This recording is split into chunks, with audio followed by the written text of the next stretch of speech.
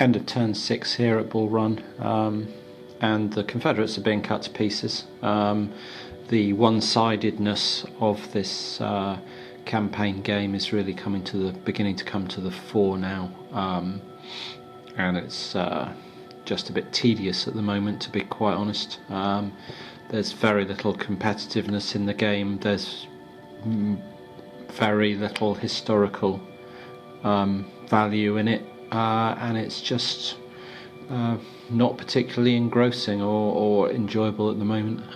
There's just a whitewash happening, quite predictably. So Hunter forced his way across the river in the face of very little opposition, like 1 manpower, 6-1 attack, a couple of minuses for the creek, but not enough to stop him just blasting it out of the way. That then meant that Ewell, I think, who was in here, was surrounded, because there was now zones of control, because when Davies moved up to here, there were zones of control all around him. He got routed. He's now in Manassas Junction. Heintzelman then walked up and blew Early away with an assault. He's now routed over there. And yeah, it just continues to get worse and worse for the Confederates. They've got the Army of the Shenandoah now over here, exhausted and too fatigued to do anything. And Tyler was just able to, just pull back casually away from any threat that these might pose, which is very little. One of the things that's really striking home about this whole campaign game is that the command and control for each army, the Confederate command and control, is utterly hapless. The Union command and control is as if they've all got modern radios and satellite imaging. It's ridiculous. So I mentioned in the introduction that one of your options with your activation is to do a leader activation, which allows you to control multiple units at once. Well, given that Johnston's an irrelevance because he doesn't make it to the battle, the only leader that the Confederates have that can do that is Beauregard. He can control 3 units within 2 hexes. The Union have got 5. They've got 4 divisional commanders and their district commander. They can control their entire army with 4 activations. They can move this entire force with 4 activations. The Confederates can get nothing done with 4 activations. And to put that in context, the entire game, the entire strength of of your forces are surrounding the enemy. So Bonham, who's under here, is completely surrounded. He's locked into zones of control all the way round him, which means that he's now going to just get completely decimated by attacks once these guys get reorganised, because they're going to have a +4 on the rolls just from having him locked into zones of control. Well, that's very easy to do if you're getting 4 moves every time your opponent gets 1. If your opponent rolls to move and they get 2 hexes, and then you roll to move and you get a 4 and you get to move 4 units, you just completely surround them, swarm them, destroy them, rinse and repeat. Well, the Confederates have 1 commander who can move multiple units. The Union have 5 commanders who can move multiple units. So this is effectively like watching a 21st century properly controlled, properly organised, efficiently coordinated army dismantling a 19th century one. And that's what's happening. Because the Confederates do not have the command and control capacity to do anything more than move a unit at a time. And the Union can move this entire force and have it all coordinate and attack and move as one precisely. And then Heintzelman can coordinate his 3 brigades down here to pick off whatever he chooses to surround and swarm and annihilate. So I've reached the beginning of turn 9 here at Bull Run in Great Campaigns of the American Civil War, and while I have some grumbles about the game, we have at least hit a sort of fairly interesting and dynamic point in the campaign. Johnston's arrival has really shaken things up. His forces now down here, you can see he's got Jackson with him, Elsie here, Smith here, and last turn they managed assaults into two of Tyler's brigades, Sherman and can't remember who the other one was, Schenker, and routed them both.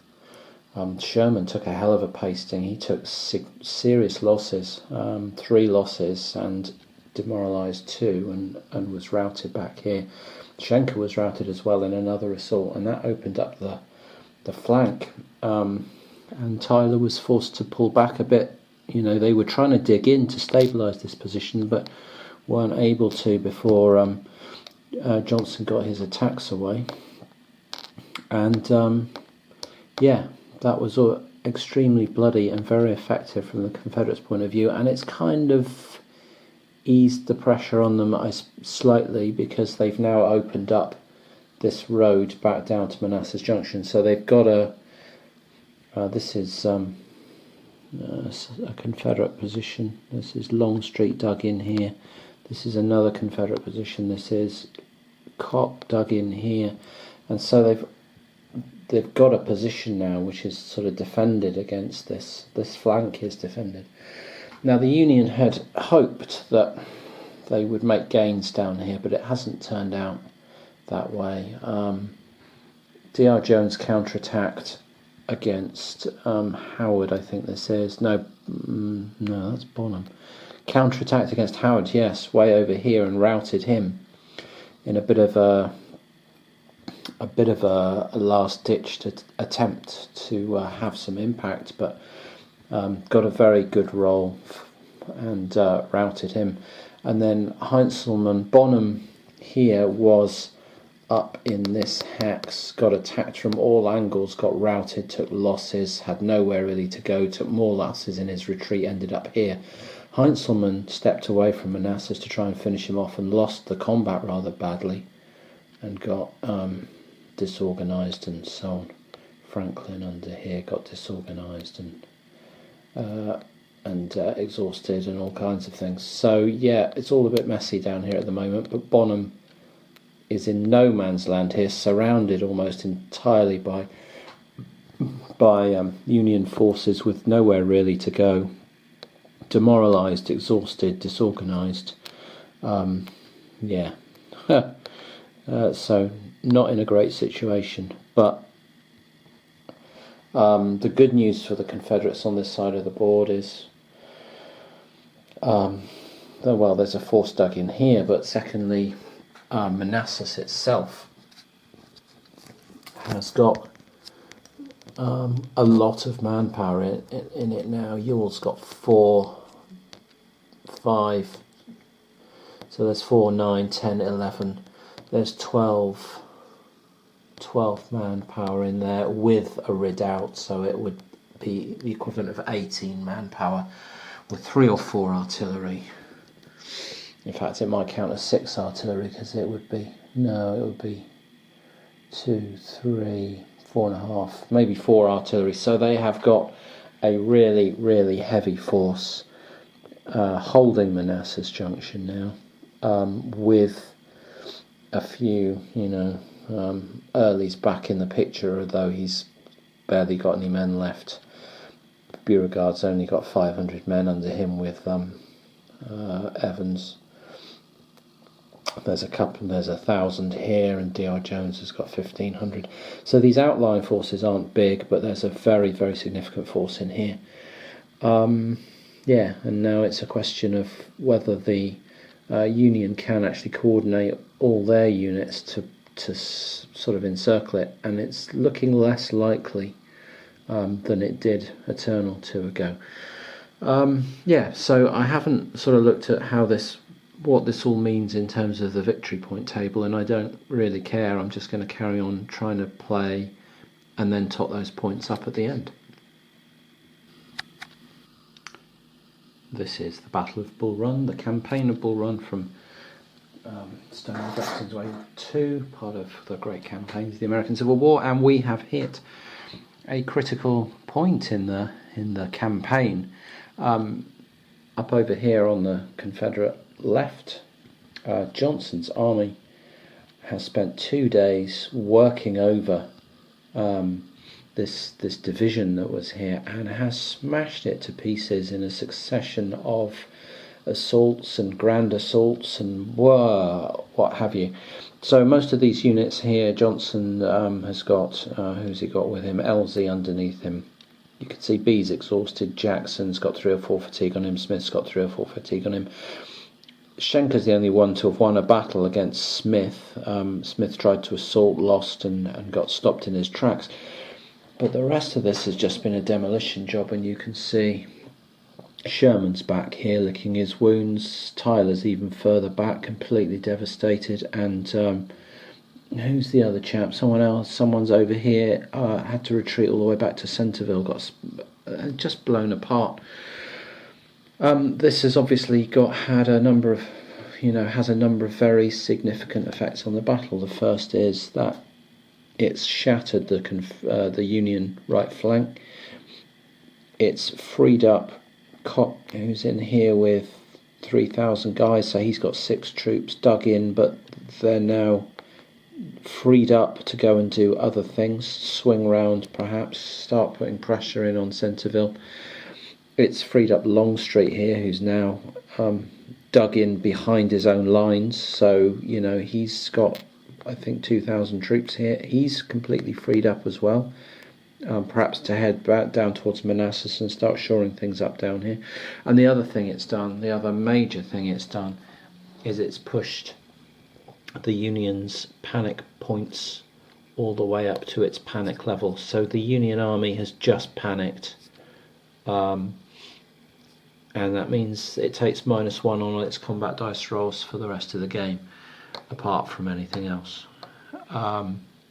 So, yeah, that's not good for the Union. So, yeah, we've had 2 days of fighting, July the 23rd and July the 24th, which have culminated in Johnston's relief force, which arrived very late, but has done a grand job from the Confederate point of view of saving the day. The Confederates have had a good deal of luck in terms of winning lots of activations here, and that's also allowed them to get Bonham here, who was just looking like extra points and bad morale and panic points for the Confederates and so on. Well, he's been able to get out of here, pull this way again with a couple of activations, and so at least he's behind a river now, so that's going to make him very hard to attack, and he can hopefully, as far as he's concerned, just kind of recover some strength and some morale and some organisation. In the centre here, and this is really where the Union ground to a halt, is that they weren't able to surround Manassas Junction here, and they needed to surround it to have any chance of taking it, because there were so many troops dug in there that surrounding it was the only way to get some modifiers that would balance up the combat odds. They haven't been able to do that. The the Confederates have managed to pull enough troops into the area and dig them in and so on, and win a lucky battle to force some away. That they've not been able to mount that last push to take Manassas Junction, which would have been a real hammer blow to the Confederacy.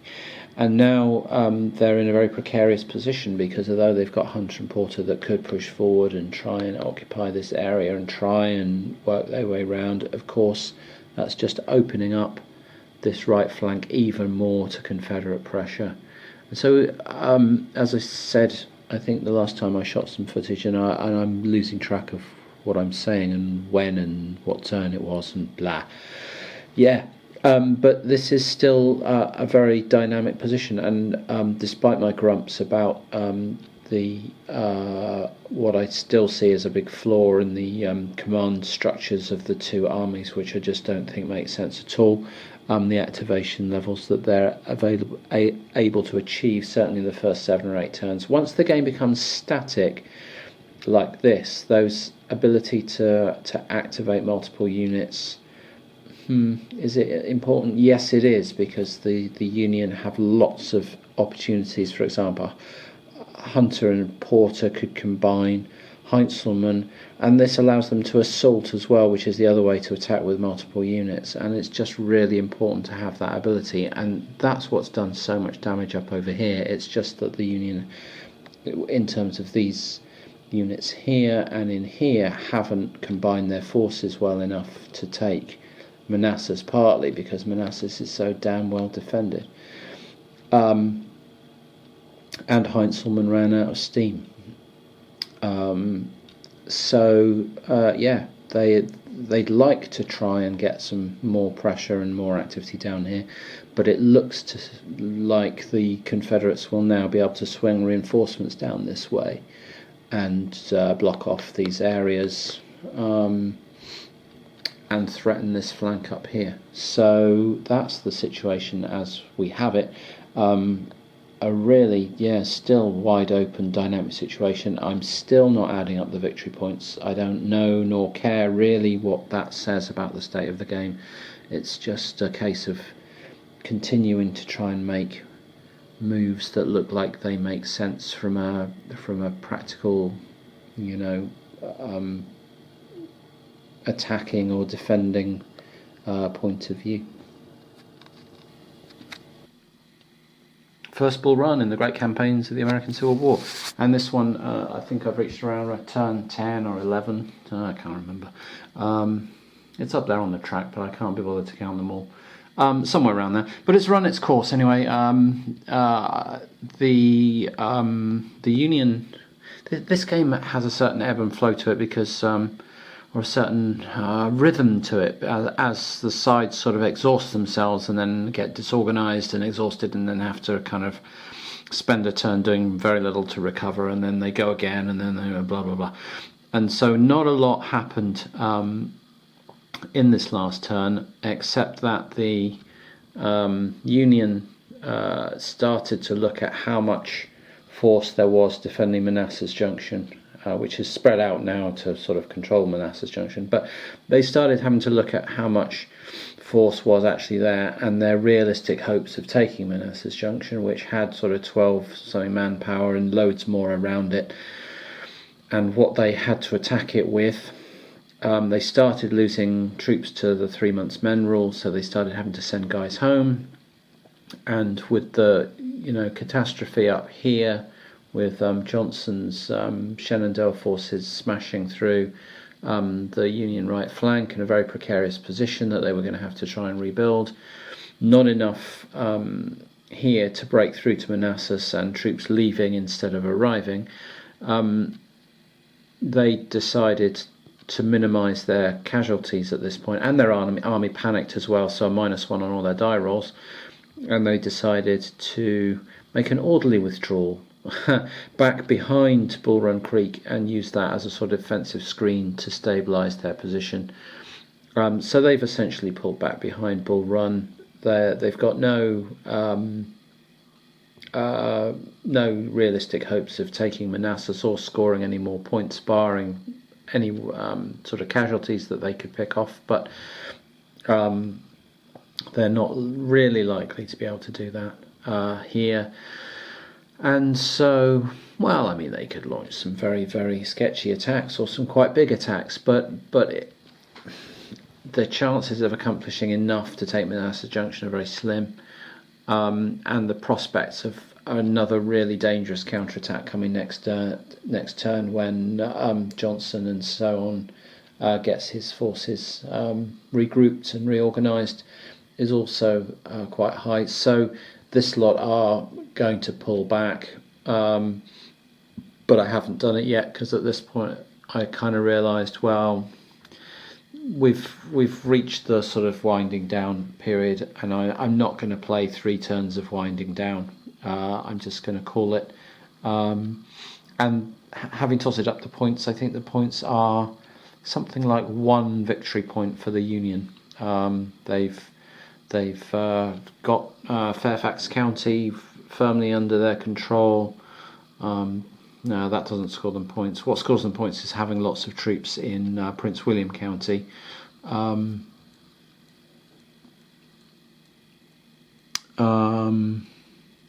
Yeah, and they probably have enough manpower in Prince William County to score points.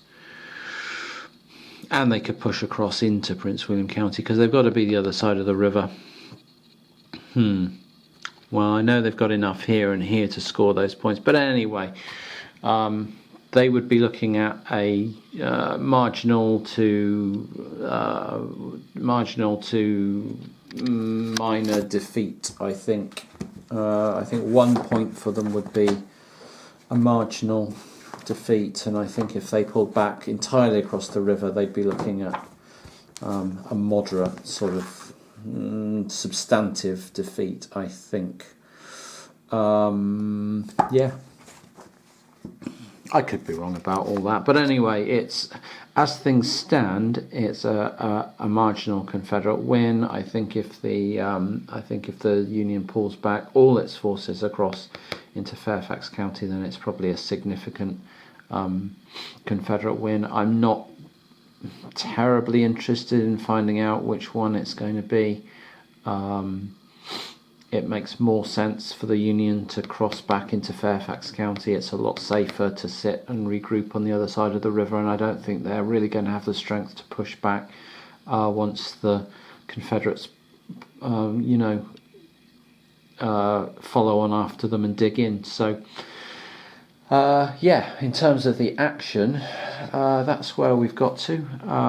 It was a bit of a sort of, it felt a bit like a sort of Eastern Front game.